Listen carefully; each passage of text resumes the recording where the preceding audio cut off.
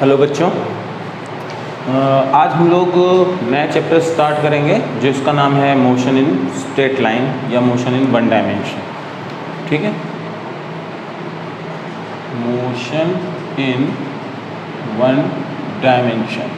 ठीक है, तो इसमें सबसे पहले आपको यही पढ़ना पड़ेगा कि मोशन और रेस्ट होते क्या हैं। ठीक है, आप 9th में पढ़ के आए हैं, फिर भी मैं चीज़ों को रिकॉल कर देता हूँ कि मोशन एंड रेस्ट, इनसे आप समझते क्या हैं। ठीक है, तो आपको एक डेफिनेशन बताता हूँ। Whenever any object changing its position on changing time with respect to frame of reference, bracket में लिख सकते हैं with respect to a given point, then object is said to be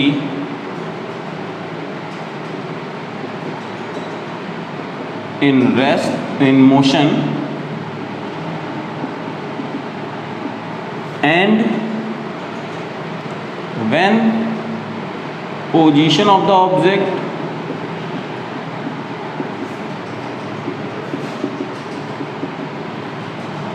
does not change its position on changing time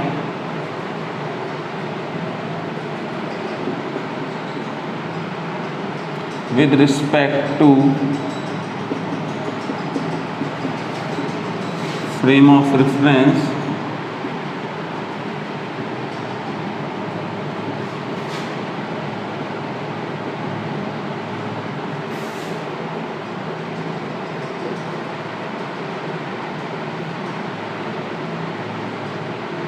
is said to be at rest.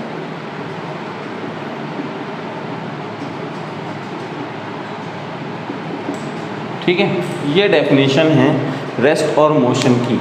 कोई भी object rest में है या motion में है, ये कोई स्पेसिफिक नहीं कह सकते हैं। जो आदमी आपके रिस्पेक्ट में मोशन में है, हो सकता है दूसरे के रिस्पेक्ट में वो मोशन में हो, जो आदमी आपके रिस्पेक्ट में मोशन में है, हो सकता है वो आदमी दूसरे के रिस्पेक्ट में रेस्ट पे हो। इसका एग्जांपल है बहुत आसान सा। एग्जाम्पल ये है कि सपोज़ 3 फ्रेंड्स हैं, ABC नाम दे दिया मैंने तीनों को। अब मैं टीचर हूँ, तीनों की छुट्टी हुई, तो क्या हुआ, तीनों क्लासरूम से बाहर निकले। A और B बस में बैठ गए और जाने लगे। मुझे अचानक B से काम आया कि अरे भाई B को तो बुलाना चाहिए, तो पूछो क्या सिचुएशन है B की। तो मैंने A को कॉल किया, और A को जब मैंने कॉल किया, मैंने पूछा कि बेटा बताओ जरा B रेस्ट पे है या मोशन पे। तो B लगातार A के बगल में बैठा था। टाइम गुजरता गया, लेकिन B की पोजीशन A के रिस्पेक्ट में चेंज नहीं हुई। इसका मतलब क्या था कि A क्या हमसे बोल रहा है कि सर B तो रेस्ट पे है, मेरे बगल में ही बैठा है पिछले 5 मिनट से, कोई दिक्कत नहीं। ठीक, लेकिन उसी जगह मैंने C को फ़ोन किया और मैंने कहा जरा बताना भाई B क्या है, रेस्ट में या मोशन में। और C उस समय अपनी दूसरी बस का वेट कर रहा था। उसने कहा अरे सर वो तो निकल गया, और वो देखिए मेरे देखते ही देखते वो दूर जा रहा है। मतलब C के रिस्पेक्ट में B की पोजीशन क्या हो रही है, चेंज हो रही है। तो C क्या बोलेगा, C बोलेगा कि सर B तो मोशन में है। तो आप क्या समस्या है यहाँ पे कि एक बंदा जो है उसको कुछ लोग बोल रहे हैं कि ये मोशन पे है, और कुछ लोग बोल रहे हैं ये रेस्ट पे है। तो डिपेंड करता है कि कोई भी ऑब्जेक्ट मोशन पे होगा या रेस्ट पे होगा, वो डिपेंड करेगा फ्रेम ऑफ रेफरेंस में कि किसके रेफरेंस में आप बात कर रहे हैं। जैसे अर्थ को हम लोग रेस्ट मानते हैं, अर्थ को हम लोग क्या करते हैं, रेस्ट मानते हैं कि नहीं सर अर्थ तो रेस्पेक्ट में रेस्ट में ही है, क्योंकि अर्थ की पोजीशन हमारे अकॉर्डिंग चेंज हो ही नहीं रही। लेकिन यही अर्थ की पोजीशन जरा मुझे बताओ, अगर दूसरे प्लैनेट से देख रहे होते तो अर्थ मोशन में था या रेस्ट में था? यही अर्थ आपके दूसरे प्लैनेट के रिस्पेक्ट में ये मोशन में था। ठीक है, तो इस तरह से आप देख सकते हो कई सारी चीज़ें होंगी कि मोशन में भी हो सकता है, रेस्ट में भी हो सकता है, बस देखने का नज़रिया अलग अलग है। रेफरेंस पॉइंट डिसाइड करेंगे कि किसी भी ऑब्जेक्ट को मोशन में होना है या फिर रेस्ट पे होना है। तो आई होप आपको ये चीज़ें समझ में आई होगी। ओके, अब बात करते हैं हम लोग, जब ये हो गया तो इससे रिलेटेड जब चीज़ें पढ़ने जा रहे हैं तो क्वांटिटीज़ एसोसिएटेड विद मोशन, कि क्वांटिटीज़ एसोसिएटेड विद मोशन हम लोग पढ़ेंगे।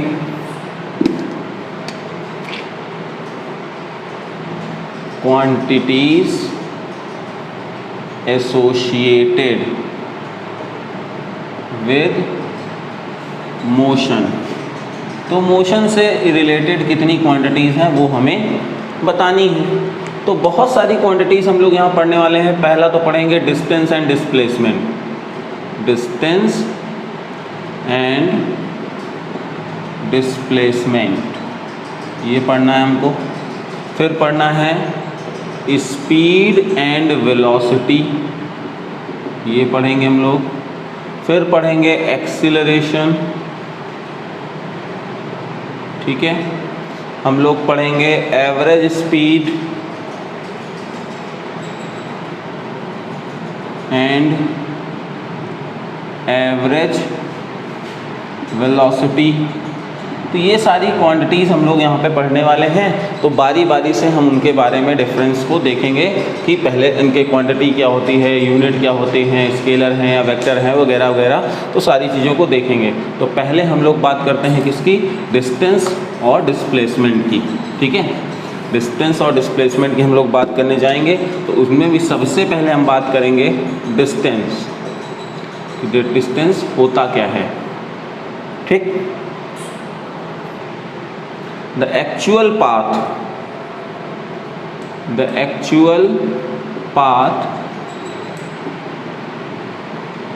traveled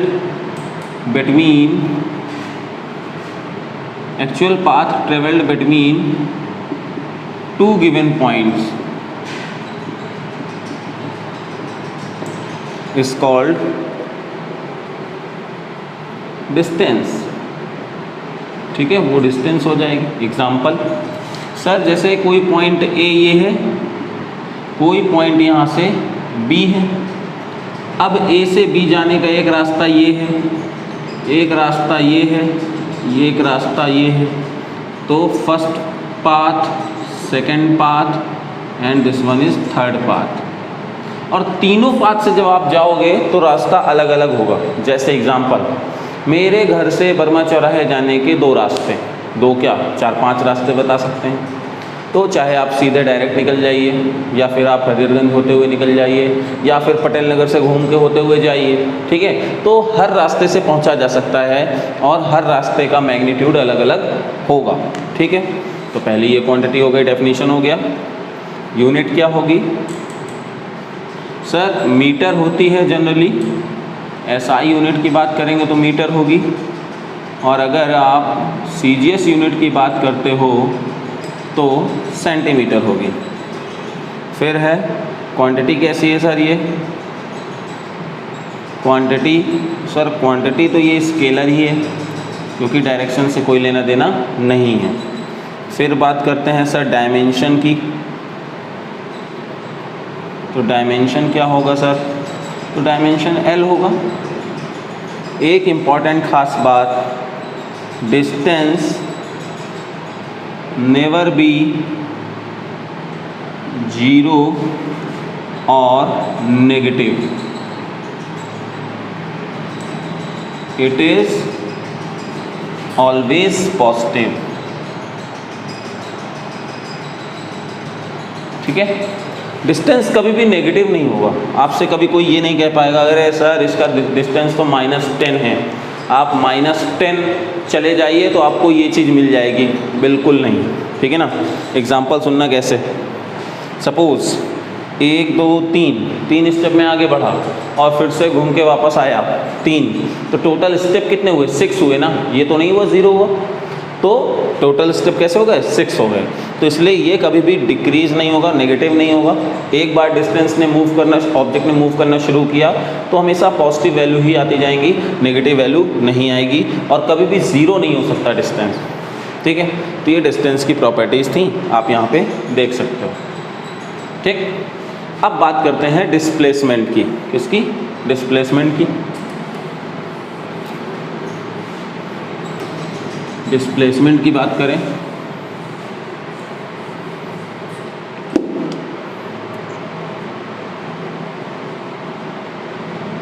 डिस्प्लेसमेंट, तो बेसिक सी डेफिनेशन आप सबको पता है, the shortest distance between 2 points is called displacement। Shortest distance होगी किसी भी पॉइंट की, वो कहलाती है उसकी डिस्प्लेसमेंट। सपोज ये ओरिजिन मैं अगर लेता, ठीक है, तो इसका पोजीशन वेक्टर यहाँ से क्या हो जाता, एक पोजीशन वेक्टर r1 कह सकते थे, इसका पोजीशन वेक्टर यहाँ से r2 हो जाता, तो a भी एक डिस्प्लेसमेंट वेक्टर डिनोट करता। तो दूसरी डेफिनेशन इसकी ये भी है और वेरी इंपॉर्टेंट है, the difference between two position vector, difference between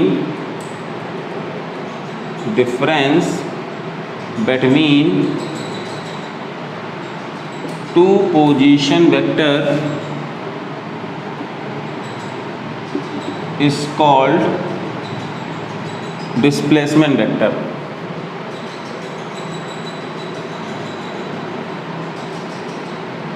ठीक है, जैसे A पॉइंट से B पॉइंट तक जाना है, ठीक है। अच्छा, पहली बात तो ये देखो, इन 3 रास्ते में हम लोग गए, तो शॉर्टेस्ट पाथ कौन सा हुआ सर? स्ट्रेट लाइन वाला। तो ये शॉर्टेस्ट लाइन पाथ 1 जो होगा ये डिस्प्लेसमेंट को डिनोट करेगा।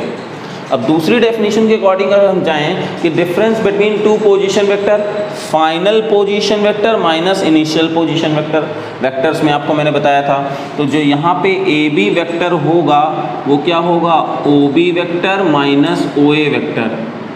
तो ये डिस्प्लेसमेंट वेक्टर को भी शो करेगा, देख सकते हो आप लोग।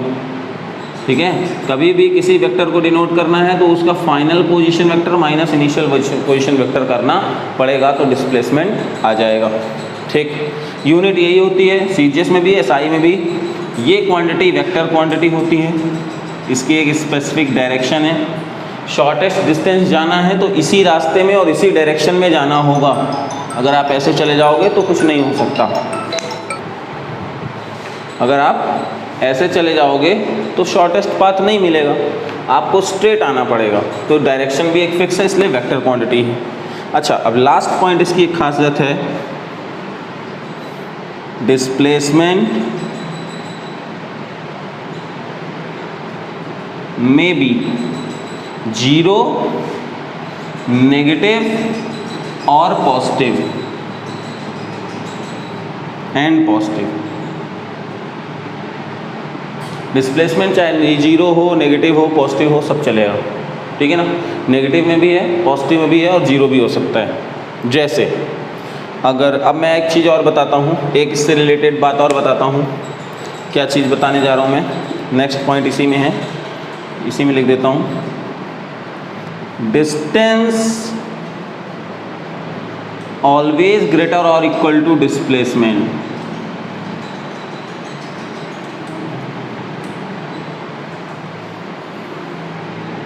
कभी भी डिस्टेंस जो है वो डिस्प्लेसमेंट से छोटा नहीं होगा। देखो जरा सा, इधर से जाओगे 10 मीटर लगेगा, इधर से जाओगे 15 मीटर लगेगा, इधर से जाओगे सिर्फ 5 मीटर लगेगा। तो डिस्प्लेसमेंट 5 है और अदर जितने भी रास्ते होंगे सब 5 से बड़े ही होंगे। हाँ, जब स्ट्रेट लाइन मोशन होगा तब एक कंडीशन आएगी, डिस्टेंस और डिस्प्लेसमेंट क्या होंगे, बराबर होंगे। एग्जाम्पल सुनना कैसे, 1 2 3, मैं अभी स्ट्रेट लाइन मोशन किया हूँ। तो जब स्ट्रेट लाइन मोशन मैंने किया तो मैंने क्या देखा कि 3 स्टेप में आगे बढ़ा हूँ तो वही मेरा डिस्टेंस होगा, वही मेरा डिस्प्लेसमेंट हो जाएगा। लेकिन 1 2 3। अब क्या हुआ, डिस्टेंस तो मेरा 6 हो गया, 3 जाना 3 आना, लेकिन फिर से उसी पोजीशन में आ गया। इसलिए अगर फाइनल पोजीशन और इनिशियल पोजीशन सेम है तो डिस्प्लेसमेंट 0 होगा। फाइनल पोजीशन और इनिशियल पोजीशन अगर सेम है तो डिस्प्लेसमेंट 0 होगा। सपोज ए से कोई बंदा चला और घूम करके फिर से ए में आ गया, तो भैया फाइनल पॉइंट भी यही, इनिशियल पॉइंट भी यही, final point minus initial point करोगे 0 आ जाएगा, मतलब डिस्प्लेसमेंट क्या हो जाएगा, 0 हो जाएगा। ठीक है, और अगर इसी जगह में और पीछे आ गया होता तो डिस्प्लेसमेंट क्या हो जाता, नेगेटिव हो जाता। ठीक है, तो आई होप आपको ये चीज़ें समझ में आई होंगी। अब हम लोग इसके न्यूमेरिकल्स पे आगे बढ़ते हैं, डिस्टेंस और डिस्प्लेसमेंट के न्यूमेरिकल्स पे आगे बढ़ते हैं।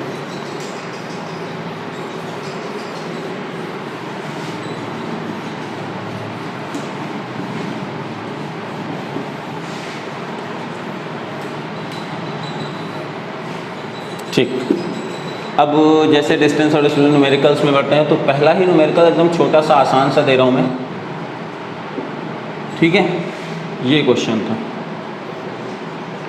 क्वेश्चन क्या है, ध्यान से सुनना। एक आदमी है जो कि नॉर्थ की डायरेक्शन में चलना शुरू करता है, फिर वो क्या कर देता है, ईस्ट की तरफ मुड़ जाता है और फिर जो है वो राइट टर्न ले लेता है। तो कहता है कि जरा बताओ फाइनल डिस्टेंस और डिस्प्लेसमेंट क्या होगा। तो जब कभी भी इस डायरेक्शन से रिलेटेड क्वेश्चंस आ जाएं तो एक आपको कोऑर्डिनेट बनाना है, ये 0 ले लेना है, नॉर्थ साउथ ईस्ट वेस्ट, इस तरह से आपको कर देना है। ठीक है, अब जब आप इस तरह से करोगे तो क्या कह रहे हो, पहले नॉर्थ जा रहा था तो 5 मीटर इधर गया, फिर क्या हुआ, टूवर्ड्स ईस्ट मूव करने लगा 10 मीटर, तो ये 10 मीटर ईस्ट चला गया, फिर से राइट टर्न ले लिया, कितना 5, पहुंच गया कहाँ पे, डी पॉइंट पे, ये था O। तो डिस्टेंस कितना हुआ, 5 10 5 20, तो डिस्टेंस तो कितना आ जाएगा 20 मीटर। और डिस्प्लेसमेंट की बात करें तो ये कितना होगा, डिस्प्लेसमेंट की बात करेंगे 5i। देखो अब इसको ऐसे ट्रीट करना है, ये x एक्सिस ये y एक्सिस, तो ये हो जाएगा 5i प्लस ऊपर गया 10j प्लस अगेन 5i, कितना हो जाएगा 10i प्लस 10j। तो यानी ये हमारा डिस्प्लेसमेंट वेक्टर OD वेक्टर हो जाएगा। अगर आपको मैग्नीट्यूड चाहिए तो I कोफिशिएंट का स्क्वायर J कोफिशिएंट का स्क्वायर मतलब 10⁻² मीटर। तो ये आसान सा क्वेश्चन था, आपको पहला क्वेश्चन जो है इस तरह का आ गया होगा। ऐसे क्वेश्चंस आपने कर रखे होंगे। ठीक है, नेक्स्ट क्वेश्चन की बात करते हैं हम लोग।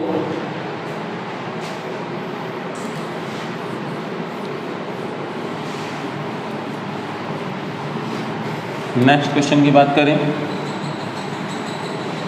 ठीक है, क्वेश्चन नंबर 2। ठीक, अब कौन सा क्वेश्चन है, अ मैन, ठीक है, ये है क्वेश्चन नंबर 2। अब इसके सॉल्यूशन पे आ जाओ। तो क्वेश्चन क्या कह रहा है, पहले तो मैं ये आपको बता दूं, क्वेश्चन क्या कह रहा है बेटा, क्वेश्चन कह रहा है कि एक ग्राउंड है जिसके चारों तरफ रोड बनी हुई है। तो जो एक आदमी है वो इसी रोड में दौड़ के चक्कर लगा रहा है। ये है पॉइंट A, ये है पॉइंट B, ये है पॉइंट C, ये है पॉइंट D। कितनी स्पीड से मैन चल रहा है, मैन चल रहा है 10 मीटर पर सेकेंड की स्पीड से, और ये साइड कितनी है 100 मीटर, और ये भी कितना है 100 मीटर। ओके ओके, तो जब ये मैन जाएगा तो इसको कवर करने में 10 सेकेंड लगा, 10 10 10, यानी हम लोग क्या लिखेंगे, to complete 1 revolution, 1 revolution, to complete 1 revolution time taken by man, कितना हो जाएगा 40 सेकेंड। ठीक, तो 40 एक बार, 80 सेकेंड हो गया, 20 में C में पहुंच गया, तो लिखेंगे after 100 second man will be at point C। तो डिस्टेंस कितनी हो जाएगी? डिस्टेंस हो जाएगी भाई 2.5 राउंड लगा पाया वो, तो कितना हुआ 400 400 200, यानी कितना हो जाएगा 400 प्लस 400 प्लस 200, बोले तो 1000 मीटर, ये हुआ डिस्टेंस। और डिस्प्लेसमेंट क्या होगा? डिस्प्लेसमेंट अगर C पे पहुंच गया है तो कुछ ऐसा फिगर बन जाएगा C A B, तो AC स्क्वायर, क्योंकि स्ट्रेट लाइन ही तो होगी, यहाँ से यहाँ तक के मिलाने वाली लाइन यही है डिस्प्लेसमेंट, तो जो कि दिस प्लस दिस का होल स्क्वायर यही रहेगा, तो यानी AB square plus BC square. तो AC की वैल्यू कितनी आ जाएगी? √100 का स्क्वायर प्लस 100 का स्क्वायर, 100√2 मीटर। तो बोलो इतनी बात समझ में आई। ये दूसरा क्वेश्चन सॉल्व कर दिया हम लोगों ने, ये दूसरा क्वेश्चन सॉल्व कर दिया, ठीक है।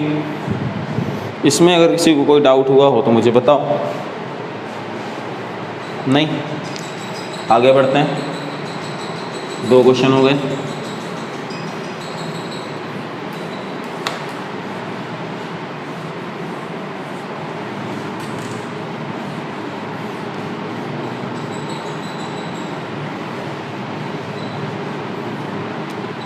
तीसरा क्वेश्चन लेता हूँ। हम लोग छोटे छोटे क्वेश्चन से आगे बढ़ते हैं, ठीक है ना, स्टेप वाइज आगे बढ़ेंगे। तीसरा क्वेश्चन है क्वेश्चन नंबर 3, ठीक।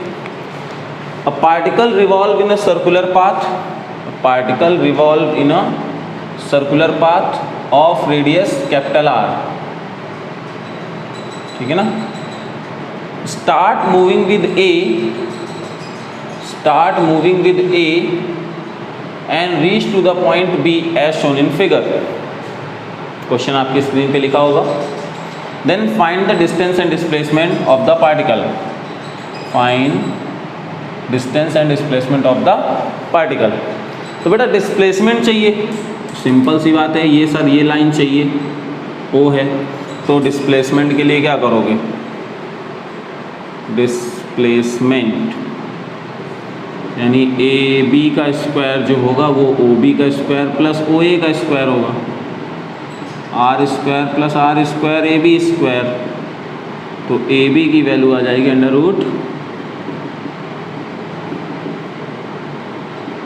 ये, ठीक है, ये मैग्नीट्यूड आ गया AB का। अब बात करते हैं सर हमें तो डिस्टेंस भी चाहिए। डिस्टेंस भाई इतना पाथ कवर कर रहा है, पूरा कर लेता तो 2πr होता, 2πr होता। 2πr क्यों होता है? क्योंकि बेटा ये सर्कल कितने का होता है? 2π का होता है।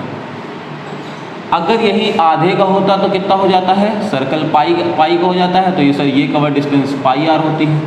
ये सर्कल 2r का था तो 2πr हो जाता है। अब अगर यहाँ से इसने 3π/2 कवर किया हुआ है तो डिस्टेंस कितना हो जाएगा? डिस्टेंस हो जाएगा 3π/2 × r। सिंपल सी बात है, कितना एंगल बनाएगा? 3π/2, तो जितना एंगल × r, जितना एंगल × r उतना ही जितना एंगल × r। सिंपल सी बात है, डिस्टेंस आ जाएगा। तो बोलो आई बात समझ में कि नहीं आई? ठीक, ये क्वेश्चन हो गया। नेक्स्ट क्वेश्चन पे आते हैं।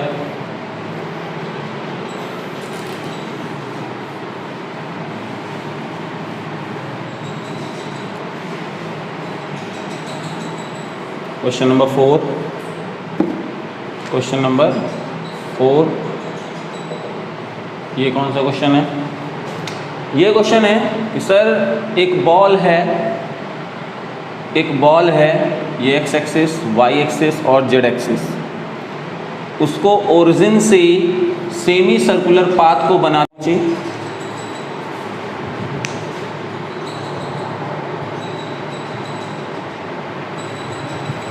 सेमी सर्कुलर पाथ बनाते हुए वो पॉइंट बी में पहुंची, और कितना रेडियस था इसका, इस ओरिजिन का है, ये ओरिजिन है, इसको ओ डैश भी ले लेते हैं, और इसका रेडियस हुआ आर। कितना रेडियस बनाया हुआ, आर। उसके बाद जेड के पैरेलल बॉल मूव कर गई और कितना डिस्टेंस ट्रेवल किया, आर, पॉइंट सी पे पहुंच गया, यहाँ इसको ए नाम दे देते हैं। और सी के बाद उसने वाई एक्सिस में 2r डिस्टेंस में इसको ऊपर की तरफ फेंक दिया, तो ये पॉइंट हो गया डी, और ये कितना गया, 2r डिस्टेंस।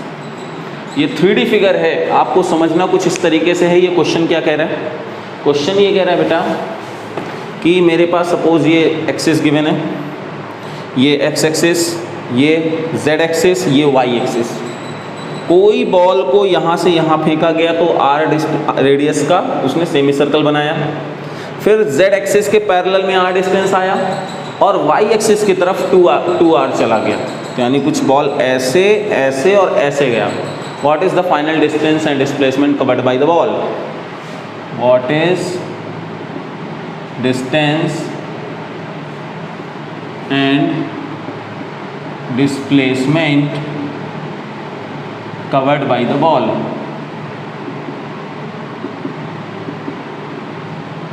ठीक है, तो ये अब कैसे करेंगे, तो इसके लिए आगे बढ़ते हैं भाई। सिंपल सी बात है सर, पहले हम क्या निकालना चाहते हैं, पहले आप डिस्टेंस निकालना चाहते हो, ओके डिस्टेंस ले लो भाई।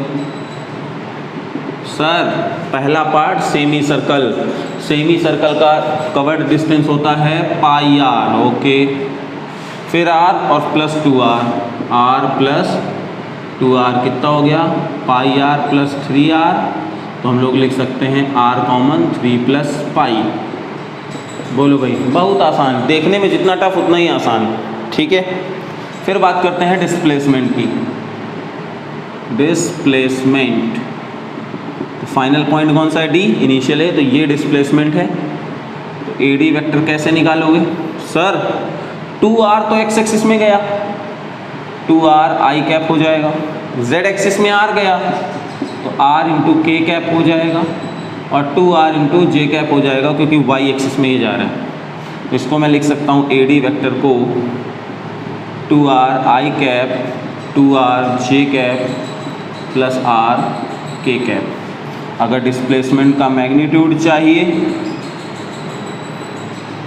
2r का स्क्वायर, 2r का स्क्वायर r स्क्वायर, 4 4 8 9, तो यह आ जाएगा 3r। बोलो भाई, जी आ जाएगा आपका डिस्प्लेसमेंट। ठीक है, नहीं आया तो आई होप आपको ये क्वेश्चन भी समझ में आया होगा। ठीक, नेक्स्ट क्वेश्चन पे बढ़ते हैं हम लोग। नेक्स्ट क्वेश्चन पे बढ़ते हैं।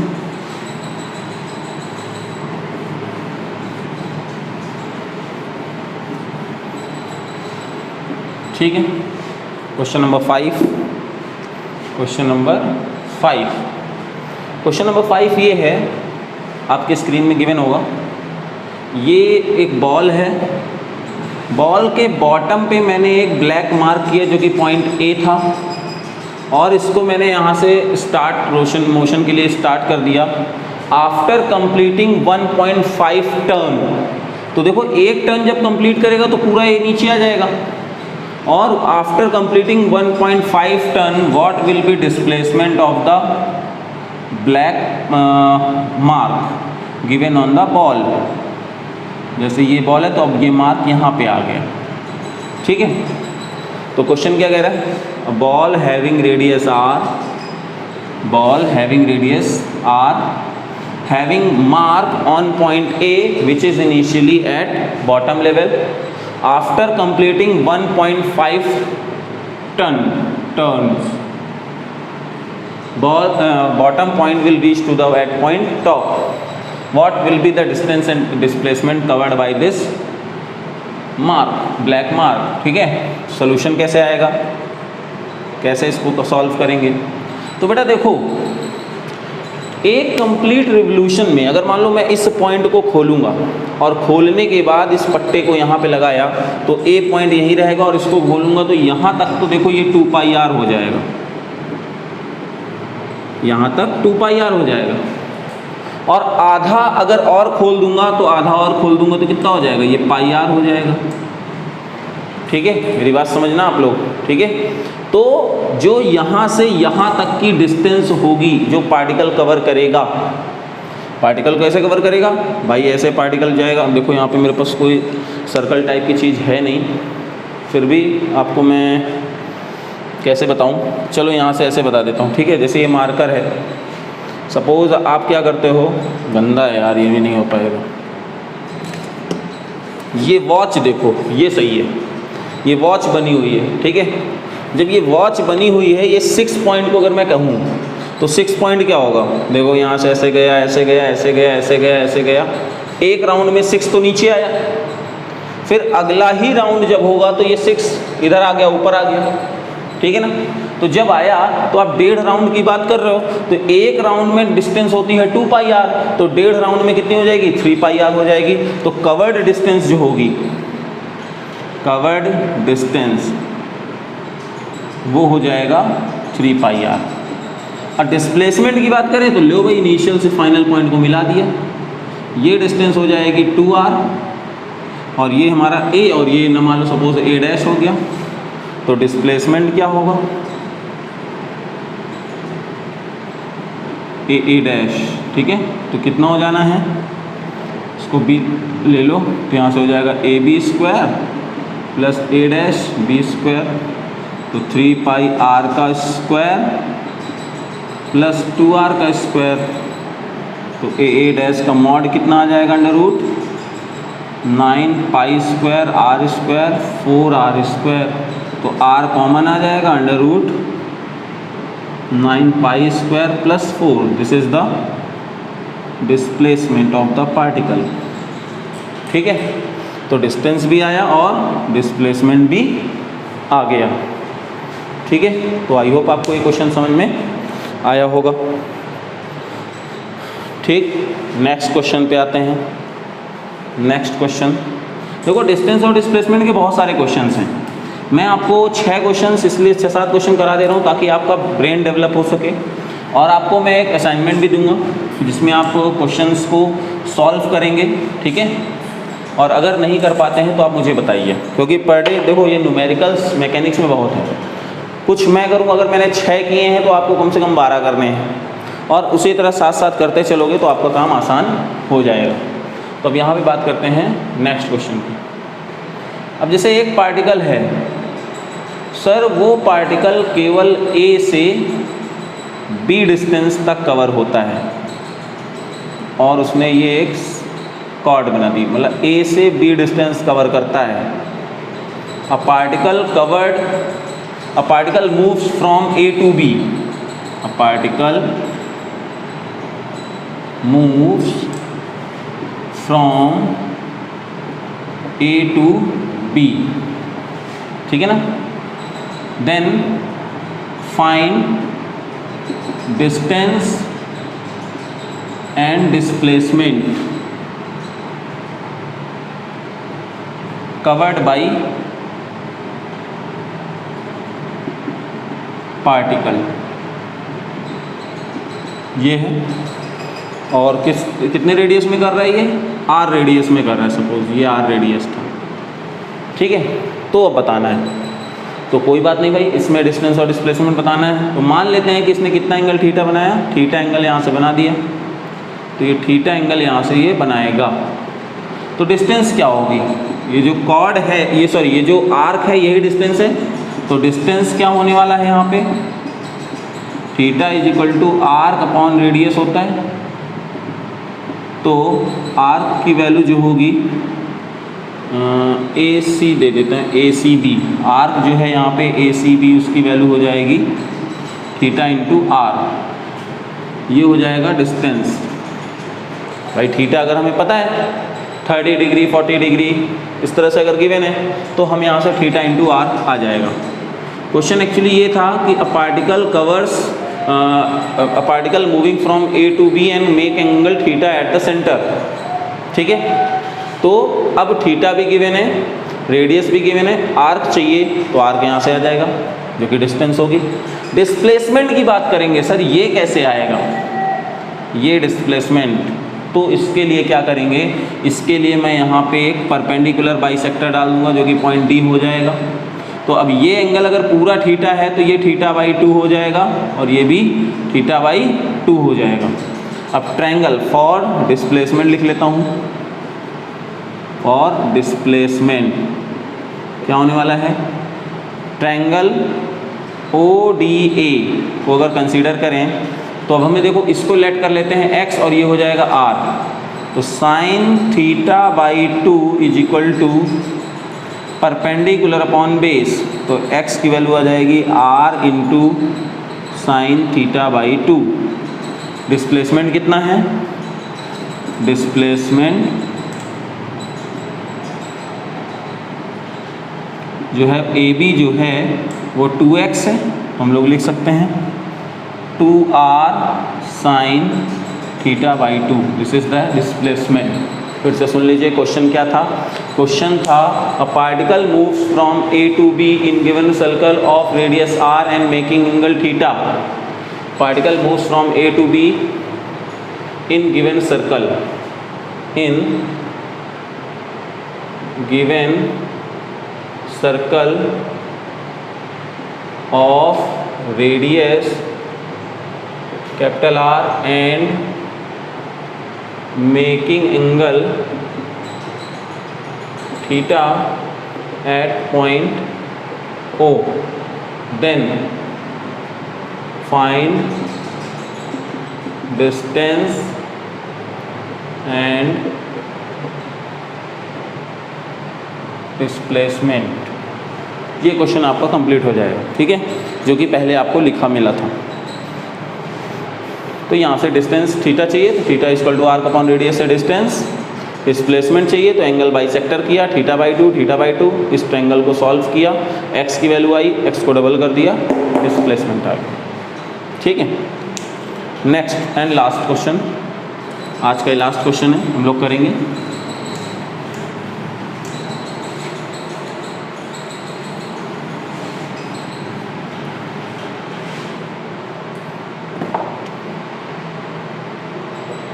ठीक है। अब लास्ट क्वेश्चन क्या है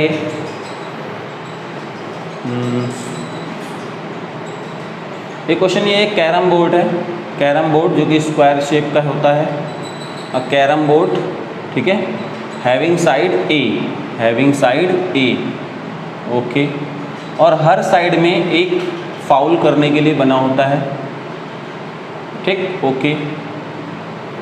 अब यहाँ पे क्वेश्चन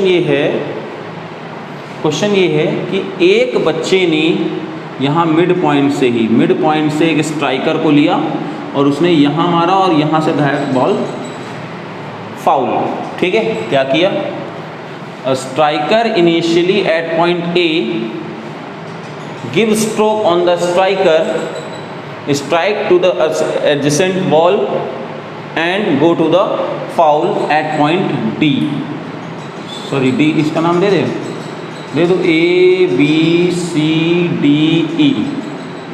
अब सही है, क्वेश्चन समझ में आ गया।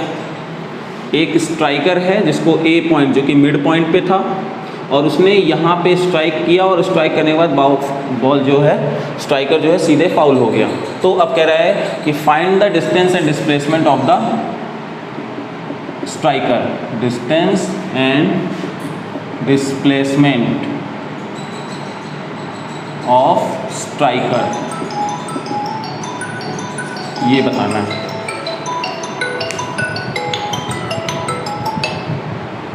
ये क्वेश्चन है, ठीक है ना, distance and displacement of the striker बताना है। तो जब इसको करने जाओगे तो डिस्टेंस निकालना तो बेटा बहुत अभी टफ पड़ेगा, क्योंकि ये डिस्टेंस और ये डिस्टेंस पूरी चाहिए। मैं डिस्प्लेसमेंट अगर लेने जाता हूँ तो ये हो जाएगा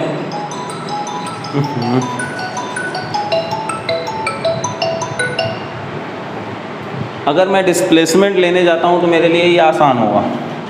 कैसे आसान होगा, ठीक है बेटा, ये पूरी साइड A गिवन है तो ऑब्वियस सी बात है ये A/2 गिवन होगा, ये A गिवन है, तो कंसीडर ट्रायंगल फॉर डिस्प्लेसमेंट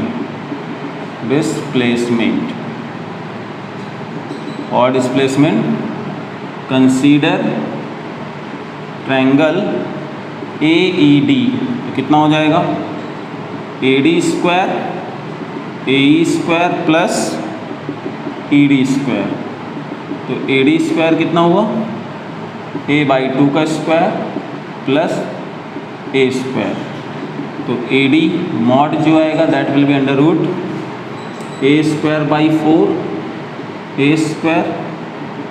तो AD mod that will be 5 A square by 4। तो आप लिख सकते हो इसको A/2 under root 5 metre. This is the displacement. What about distance? आप कहोगे सर क्या ये मिड पॉइंट है, ये क्या ओ मिड पॉइंट है? नहीं, ये मिड पॉइंट नहीं था।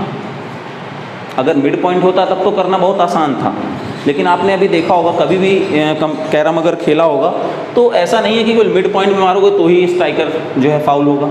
किसी भी एंगल पे यहाँ पे मार सकते हो तो भी जा सकता है, यहाँ मारोगे तो भी जा सकता है, यहाँ मारोगे तो भी जा सकता है। O is not mid point. तो अगर मिड पॉइंट नहीं है तो क्या होगा सर? इसको लेट कर लेंगे x, ये हो जाएगा A माइनस एक्स।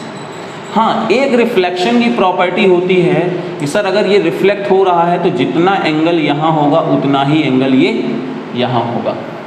ये याद रखना, आपने पढ़ा होगा 10th पढ़ के आए हो रिफ्लेक्शन की प्रॉपर्टी, इंसिडेंट एंगल और रिफ्लेक्टेड एंगल सेम होगा। तो ये है A थीटा हो जाएगा और ये भी एंगल हो जाएगा थीटा। फॉर